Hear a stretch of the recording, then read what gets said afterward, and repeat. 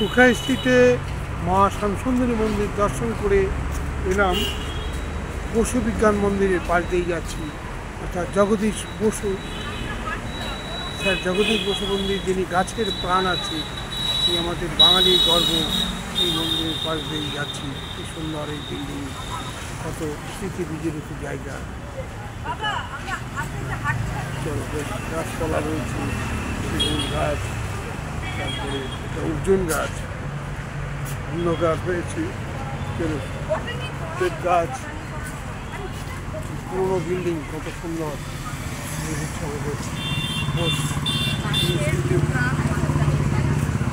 এই বসে এখন যদিও বন্ধ, একসময় আমিও এসেছি।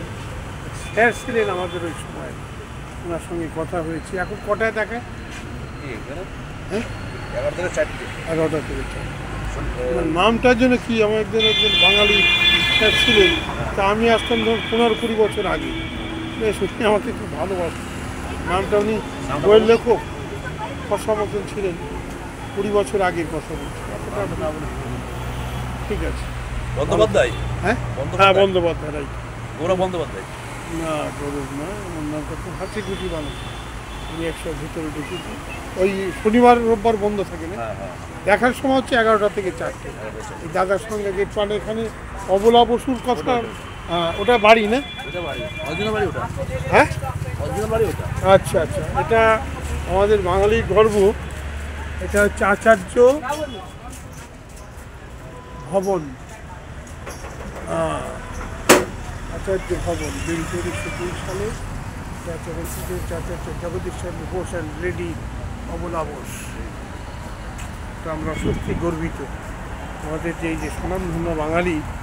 এবং এ তো মানে আবিষ্কার করেছিলেন, মানে মার্কনির নাম হলো জড়িত, কিন্তু আসল কিন্তু বেতার, তার উপকার হচ্ছে আমাদের এই বাঙালি গর্ব জগদীশ চন্দ্র বোস।